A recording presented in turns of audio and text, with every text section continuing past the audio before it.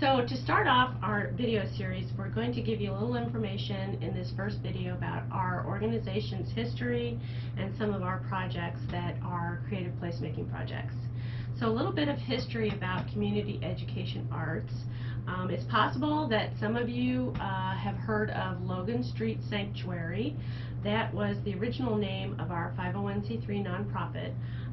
We rebranded this past July in 2019 as Community Education Arts because the building we were renting that was on Logan Street in Noblesville, Indiana, sold. And we just really didn't need the name in our organizational title anymore. So we rebranded as Community Education Arts. Now, we created the 501c3 ourselves. I'm one of the original founders of the 501c3. For those of you who have never created a nonprofit, I encourage you to do so. It's so much fun. It's not as hard as you would think, but it does have a lot involved. You do have to select your name and make sure that it's not already taken and go on the Secretary of State website. Depending on what state you're in, I'm sure there are different guidelines in each state. And you initially file with the Secretary of State, and then you have to file with the IRS, and that's a process. There are forms online for both. There's tutorials.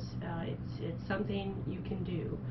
You do need, in the state of Indiana, you need 3 principals on your board. You need a president, a secretary, and a treasurer. Our treasurer is not here tonight, but she's a wonderful woman.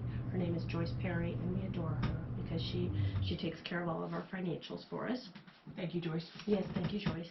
Shout out to Joyce. I seem to have a very creaky chair at the round table here. But anyway, so you can create a 501c3. We are talking about creative placemaking, and most of what we talk about will be in reference to projects that are hosted by nonprofits. I don't really have any experience with creative placemaking that's not involving nonprofits. So as Logan Street Sanctuary, which we incorporated in November of 2014, we existed as Logan Street Sanctuary until, like I said, July of this past summer, and we are now moving forward with a lot more digital content, and which is one of the reasons we wanted to have a video series, and just trying to branch out in different ways, because without having a physical location anymore that we're renting, then we just had to kind of rethink everything we were doing. Absolutely. In a way. Mm-hmm. We salvaged a lot of what we were doing. As Logan Street Sanctuary, we did host musical concerts. We hosted comedy specials. We hosted our own project events. We rented the facility out for a lot of musicians and artists and writers for book launches and things like that. So when we rebranded, we kind of took stock of what we had been hosting and decided what we wanted to take away with us. And some of what we wanted to take away were things like workshops, things like we were developing a podcast. Our podcast is called At the Round Table, and you will be able to hear our wonderful recordings for the video series. There will also be podcast episodes, I guess. I'm a little old for all this lingo, so bear with me. But we also wanted to take with us a few of our annual projects. One of our projects is the Noblesville Interdisciplinary Creativity Expo. Another one is the Polk Street Review book. And then we also have some theatrical things that we want to continue to do with our partner organization, Page and Stage Theater Company.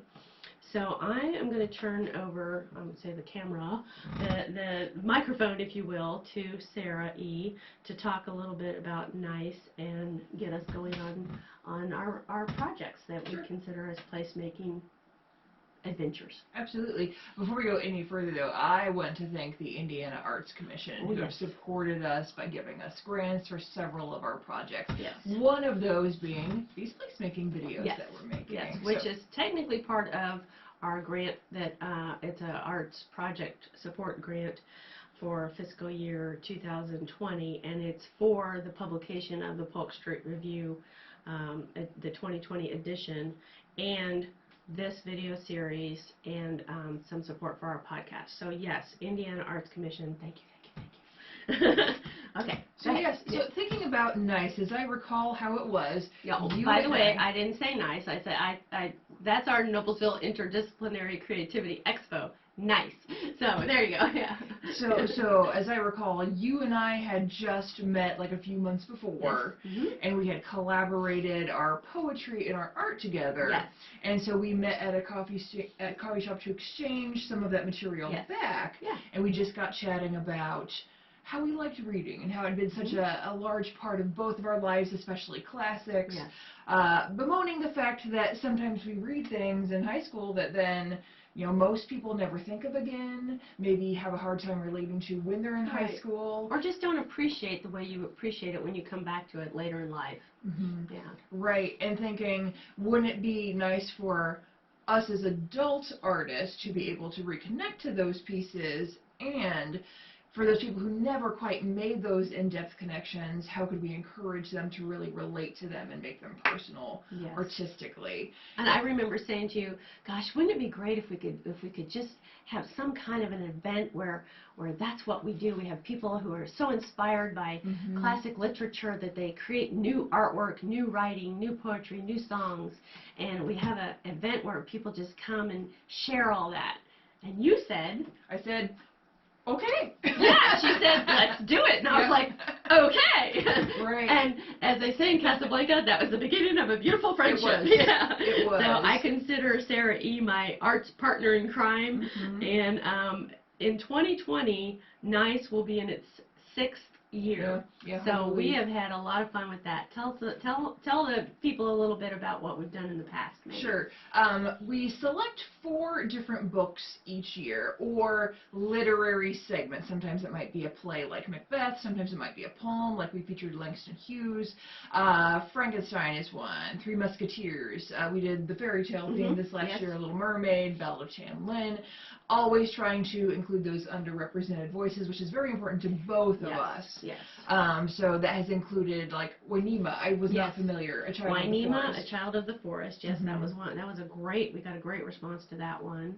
If you haven't read that, you should read it. And that was, I believe, the first book written by a woman of American Indian descent, right? Yes, published. Maybe the first one published. Okay. Yeah. Who knows? Maybe someone wrote one but didn't get published. Right. We don't want to discount those unpublished authors out there. But yeah, it was a lot of fun to bring that book to our NICE audience because so many people had never heard of it, and it's really a powerful story. It's a good story. It's kind of a interesting take on life back in the day, I guess, you know, from a perspective that, you know, you might not find as known today, right. you know, and so that was interesting. Right. And I think another one that we did that was a little less known, we did last year with Alexander Tom, is that right? For which one? Follow the River, is it Alexander? Oh, yes, James Alexander. James Alexander, I forgot his Yep. first name, yeah. Mm-hmm. James Alexander Tom's Follow the River. So, yeah, we've always tried to find an underrepresented voice and bring that forward, at least one of our selections every year. Inadvertently or vertently, I'm not sure, mm-hmm. we've kind of ended up with a feminine kind of bent sometimes. Mm-hmm.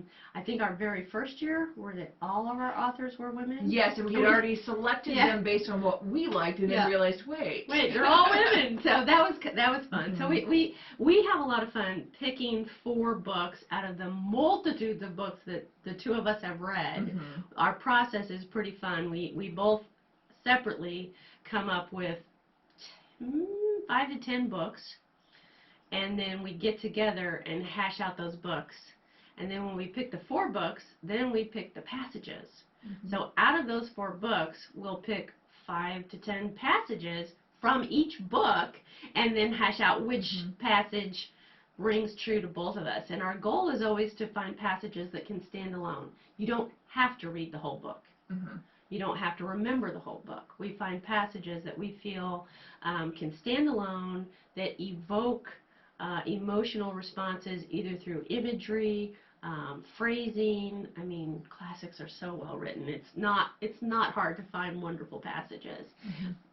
Excuse me, but we do always kind of have that in the back of our mind that someone might be inspired to create a painting or write a poem or, write a song. And so we try to find passages that give our participants a lot of meat to work with, a lot of material. Right, because half of our goal comes from the workshops where we delve into some of the background, the more academic, meaning, right? To just really kind of get that. Well, we had an Indiana Humanities grant for one of our years, and that was wonderful because we brought in some scholars from universities who presented, their take on our selections and from a humanities point of view. So we do want to emphasize, we always want to emphasize the literature itself, the written, product, but we also we also have the main event. We also have the main event, which is where people could come and share their creations that they were inspired to create from those passages or from what they learned or heard about in the workshops. So that's nice. That's nice. That's our nice event. That's an annual event we have. Look for it in the fall. Yes, it's always in the fall. And this coming year in 2020, it will be, we'll have 2 workshops and the presentation event. So stay tuned. We'll tell you more about that. And then Polk Street Review. Let's talk a little bit about the Polk Street Review. Oh, am I talking first? Okay. The Polk Street Review is really the focus of this placemaking video series for us because it's tied to our Indiana Arts Commission grant to produce the book. It is an anthology. It's a submissions-driven anthology that celebrates Noblesville, Indiana. Polk Street is the name of was the original name of what is now called 8th Street. If you're familiar with Noblesville, Indiana, that is the street that the railroad tracks used to run alongside and through. Most of those tracks have been removed now, but 8th Street is still there, and Polk Street was its original name. We sort of inherited this project. I should give a little background that the Polk Street Review as a publication was started in 2011 by 2 local authors, Bill Kinley and Kurt Meyer. And they just had, people send in some writings and some photographs and artwork, and they published this book. And every year they had a book launch, and people would come and buy the book, obviously, but also they would select people who had submitted. They would select a few people to give presentations, read, their pieces. And they both had books. Their first novels came out in the same year. This would have been 2015, I think, 2014 maybe.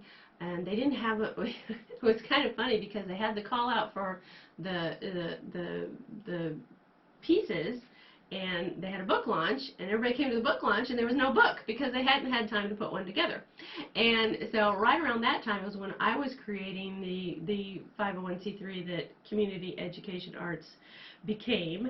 And so one of the first things I did after we got the IRS approval to be a 501c3 is I called up Bill and Kurt, and I said, hey, what would you guys think about if my organization took over publishing the Polk Street Review? And they said, yes, please, take it. And so we did. We changed it a little bit. We did a few things differently. We've added awards categories. Well, first of all, we added categories. A lot poetry, more art. a lot more art. Images, we call that category images because it could be artwork images, could be photography, could be anything you can take a picture of. And we have song lyrics and poetry is a category, and then prose. And we welcome any medium, any genre of any of those things. Those are our categories. We give ribbon awards. They're not monetary awards, but it's really fun to get a beautiful ribbon. Our award winners are always so thrilled. And anyway, we do that at the book launch. We give the awards out. So it's a submissions-driven anthology that celebrates Noblesville. The connection to Noblesville that we sort of require, we also inherited from Bill and Kurt's version of the book, and that is that either your subject matter or you must have a connection to Noblesville. Now, your connection can be that when you were 2 years old, you spent 2 months at your grandparents' farm in Noblesville. It could be that you live in Noblesville, or you did live in Noblesville, you work in Noblesville, or you did work in Noblesville. It could be that you've met one of us somewhere. You are connected to Noblesville. I mean, we play pretty fast and loose with that requirement, especially in the digital age. Yeah. For the 2020 edition, we've gotten submissions from as far away as Zimbabwe, and I will have to say that I had to do a little searching in our online profile on Facebook and social media, and found that the wonderful poet who submitted from so far away actually has been following us for years. And so his connection to Noblesville is through the internet. It's through digital, you know, the digital world, the digital era, and I find that just wonderful. I just am so thrilled by that. So I'm digressing. What else am I supposed to talk about? Well, I would love to tell the story of the grasshopper. Oh yes, you must, because as you've seen on this video and on our website, the grasshopper is another thing that we inherited from Bill and Kurt, and it's the logo that we incorporate into bookmarks and our promotional materials. So yes.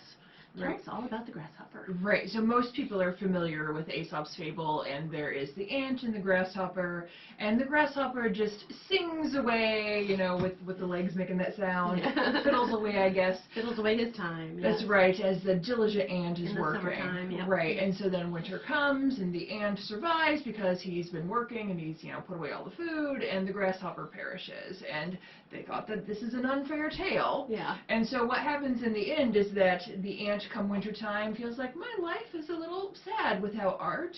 You know, I need something to enrich myself. And so these cold winter nights. Yes. And so invites the grasshopper in to, you know, provide kind of that spice of life that is the arts. Yeah. And so they have a very nice symbiotic relationship, which kind of shows we all need to have respect for what each other do, and arts is an intrinsic part of any community. And the world needs ants and grasshoppers. So we need our creatives, those grasshoppers, and we need our ants, those people who support, and not just financially, but emotionally and in every way support what we love to do. I feel like we are grasshoppers, and we're also kind of ants too. So it's kind of confusing sometimes, but we all need our ants and our grasshoppers, definitely. Right. Something that when I say that I really enjoy about the Poke Street Review is writing tends to be such a solitary kind of hobby. Try painting. Yeah. And so just the idea that you have this big community book launch when you can meet all the other artists that do similar things and celebrate each other. So for me, that feeling of connection that came, you know, back when I was first getting into doing any sort of adult, you know, art. You know, that was really very important to me in my growth. That is a huge part of creative placemaking, is bringing people together. And, you know, not to just beat the grasshopper ant theme to death, but bringing those grasshoppers together, those creatives like what you're talking about, feeds the soul in ways that just, well, our whole artistic relationship is based on being inspired by each other, back and forth, back and forth, back and forth. You wrote a poem, I painted a painting for it. You know, I wrote a poem based on the poem that you wrote that I painted a painting for. I mean, we just constantly are being re-inspired by each other. And I think we've found in our placemaking projects that happens to the people who participate. And then you have the ants in the community who support those endeavors, who support the placemaking. And we'll talk more about those people, especially in video 2, but I think it's important to say that, you know, you hear those kind of words like community and involvement and all that kind of stuff, but they're really about relationships and partnerships. And I think what you've touched on with the creative inspiration and fellowship, it does ripple out through the community when you're creating these wonderful projects like ours. So yeah, okay. Onward. Yeah. I want to make sure that we invite people to submit this year for the Poke Street Review.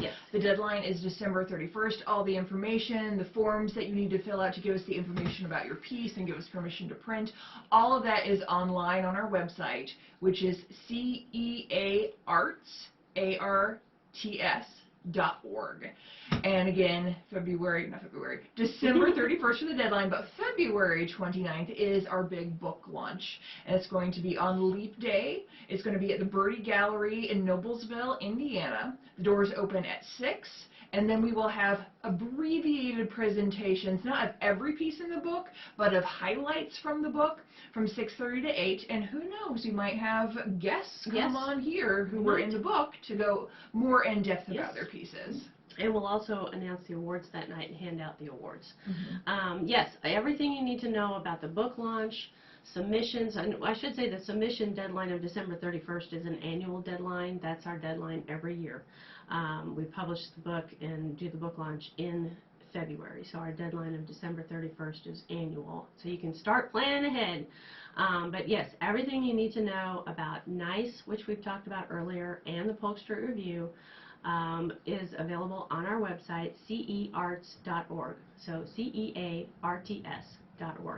And everything you need to know about us is on there, including our At the Round Table podcast and our Creative Placemaking video series.